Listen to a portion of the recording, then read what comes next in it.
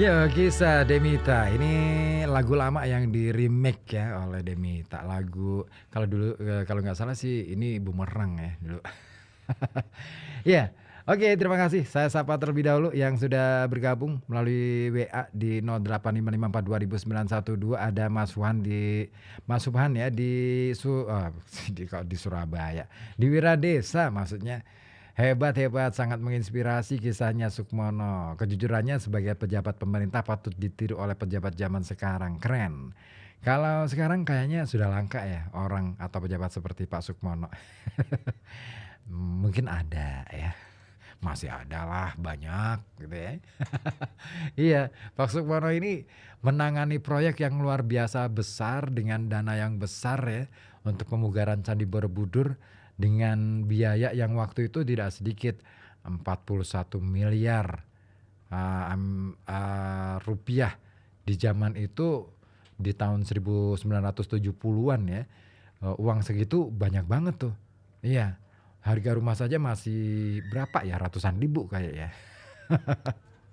Tapi itulah dia Pak Sukmono. Respect banget nih kalau ada orang-orang yang seperti ini, tokoh-tokoh yang semacam ini. Makanya perlu untuk disuarakan, perlu untuk digemakan lebih menggaung lagi supaya kita tahu bahwa di balik ini semua banyak kok orang-orang baik, banyak orang-orang yang menginspirasi kita supaya kita berbuat sesuatu yang lebih baik lagi.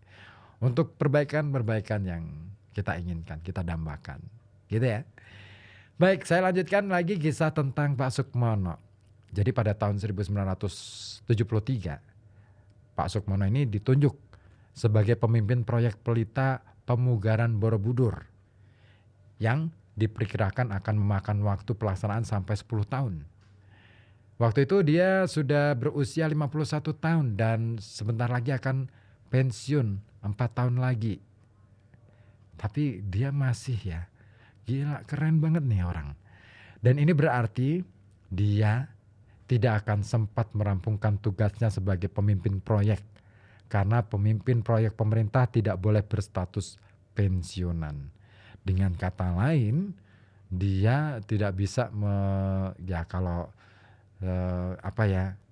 ya dia harus memaklumi keadaan bahwa ya karena usianya ya oke, tidak masalah gitu. Bagaimana kalau yang sekarang? I don't know, Anda yang tahu ya. Biasanya mimpin proyek itu kan, kalau saya sih ya pinginnya sih saya bisa ngelihat hasilnya seperti apa, biar saya itu ngerasa, "Oh, ini hasil kerja saya nih." Tapi Pak Sukmono nggak seperti itu. Iya. Dosen di perguruan tinggi negeri ini jika tenaganya dibutuhkan bisa pensiun tidak pada usia 55 tapi 65 tahun. Tapi Sukmono melihat hal ini sebagai kemungkinan untuk memperpanjang masa kerjanya. Jadi karena itu dia lalu pindah ke UI, bekerja di sana, yang baru akan memensiunkannya pada tahun 1987. Dan tercapailah cita-citanya untuk menangani pemugaran total Borobudur dari awal hingga selesai. Jadi dia ini tidak kemudian asik masuk dengan jabatan sebagai pimpinan proyeknya, tapi justru ingin melihatnya itu dari luar dengan cara dia pindah kerja. Keren nih. Nah, salah satunya adalah ini dia. Karena dia dan salah satunya adalah Bernard Kempes. Yang saat itu ditanya siapa orang yang paling dikaguminya. Ternyata itu. Dia itu, kata Sukmono ketika mengomentari tentang gurunya Bernard Kempers, orangnya pandai sekali. Setiap kata yang diucapkannya pasti dapat dipertanggungjawabkan. Nah, bekas guru dan atasannya itu kemudian tinggal di negeri Belanda dan menghabiskan sisa hidupnya di sana. Sukmono masih ingat betul saat pertama kali dia ikut turne dengan Bernard Kempers dan dia menanyakan apakah Sukmono sudah menulis surat untuk istri. Hai. Keren nih pimpinan ini. Menanyakan apakah sudah menulis. Kalau sekarang WA ya. Apakah sudah ngabarin istri gitu ya. Nah, apa jawaban Sukmono? Belum. Lalu Kempers bilang bahwa suami yang baik harus menulis surat kepada istrinya. Dan cara Bennett Kempers menulis surat ya, menurut Sukmono sangat unik. Setiap malam dia ini membuat catatan dari semua yang dia kerjakan dan alami seharian. Oh iya, saya ingat kebiasaan menulis surat ya, seperti yang dilakukan oleh siapa ya, orang jenius itu, Einstein. Saya punya buku tentang surat-surat cintanya Einstein kepada istrinya. Nah, apa sih yang ditulis dalam surat-surat itu Einstein? Yang ditulis oleh Einstein adalah kegiatan apa hari itu ya. Terus kemudian disampaikan kepada istri, kepada kekasihnya lewat surat. Kadangkala dia hanya ingin mengabarkan sedang berusaha memecahkan rumus gitu. Katakanlah EMC kuadrat. Itu ada tuh surat itu. Dan lain lagi adalah Khalil Gibran. Nah, ini juga seru juga tuh surat-surat cintanya. Wah, apa yang disampaikan itu bukan soal rayuan gombal gitu ya, tapi lebih pada apa yang sedang saya kerjakan dan kegelisahan apa yang muncul dari apa yang dia kerjakan. Itu disampaikan dalam surat-surat mereka. Keren pokoknya, orang-orang hebat itu surat-suratnya nggak biasa gitu. Nah, dan ini dia. Dia ini menulis di atas kertas yang rangkap 2, memakai karbon. Ya, lembar karbon. Ada yang ingat gak ya? Karbon yang biasanya biru ya, banyak kan biru daripada yang hitam itu. Nah, itu lembar pertama dimasukkan ke dalam amplop dan dikirim pada istrinya. Lembar kedua ini dijadikan arsip untuk dirinya sendiri. Dan biasanya arsip itu berupa kopian yang jiplakan dari karbon itu tadi. Kenapa ini dilakukan tiap hari? Jadi kata Sukmono, dia itu Bennett Kempers ini tidak cuma mengabdi pada ilmu, tetapi juga pada istri. Wow, keren. Sumpah ini keren banget.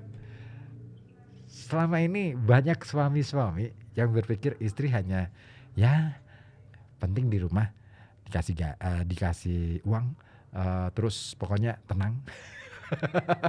Nggak banyak bawelnya. Tapi ini ajaran keren nih. Dan itu dilakukan oleh Bennett Kempers, guru Sukmono, yang bahkan sudah dianggap oleh Sukmono itu sebagai orang tua sendiri. Nah, orang lain yang dikagumi oleh Sukmono ternyata selain Bennett Kempers adalah siapa dia? Istrinya. Wah, ini kisah romantis banget nih. Why? Kenapa? Nah, kata Sukmono gini, istrinya ini telah membuktikan berkali-kali bahwa cintanya pada suami sama sekali tidak ada kaitannya dengan uang. Wow. Gemes nih kalau aku ada cerita-cerita kayak gini. Gitu. I'm speechless banget nih. Menurut Sukmono, dalam keadaan yang sulit bagaimanapun, istrinya bernama Maryani tidak pernah mengeluh. Juga ketika Sukmono hanya berpenghasilan dari berdagang rokok di zaman Clash.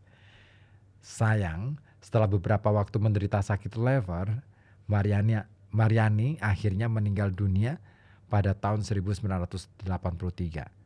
Hanya 2 bulan saja setelah Sukmono menyelesaikan tugas besarnya memugar Borobudur.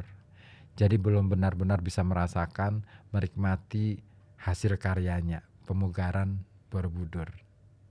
Sedih ya. Tapi Sukmono ini nih, ada kebiasaan unik tentang Sukmono ini.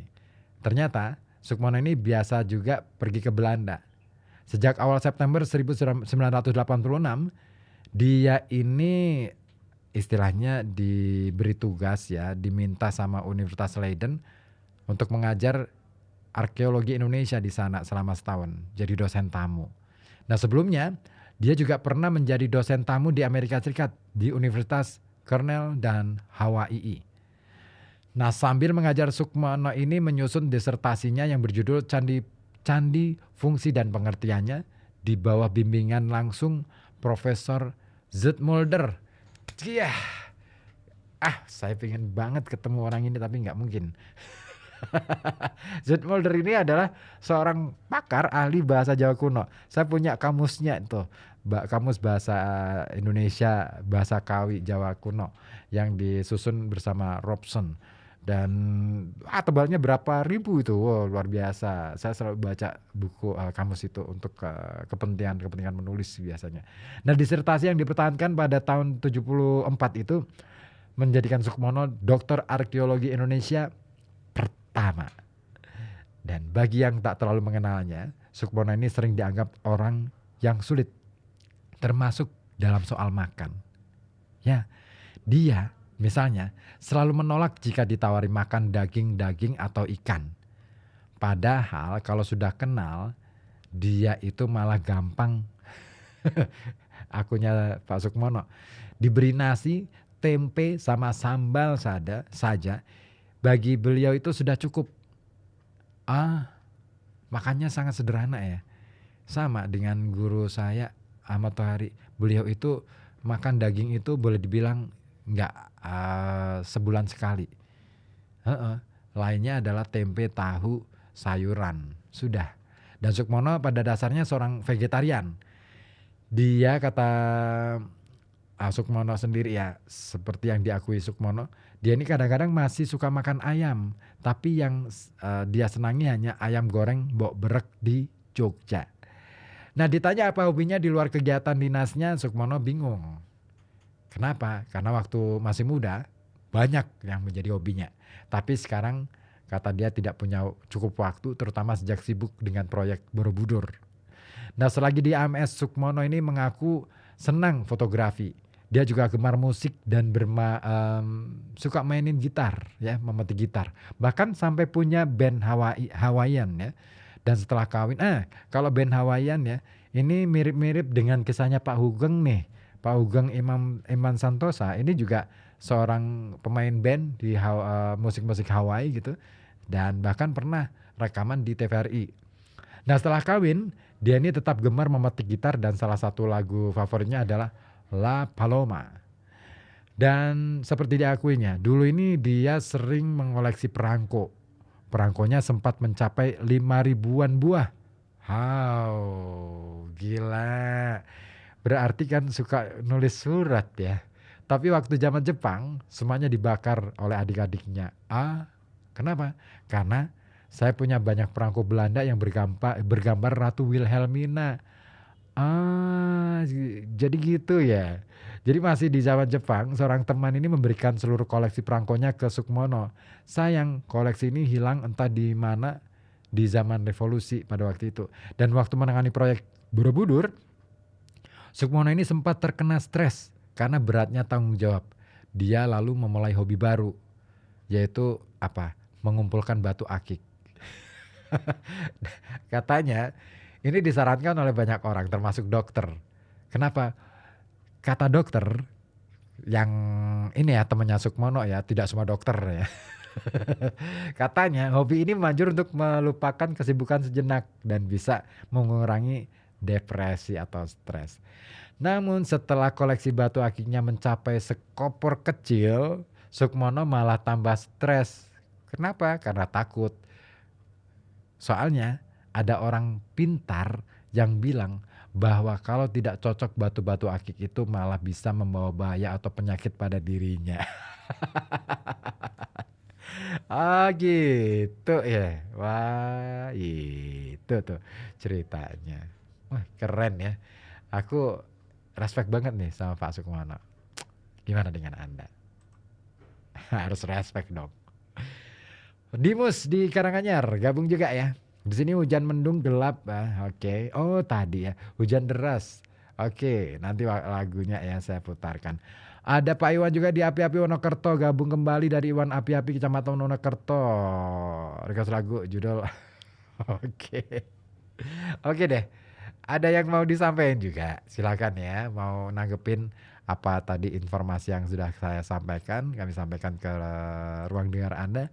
Boleh juga, kira-kira ada nggak ya sosok yang seperti Sukmono ini di zaman sekarang?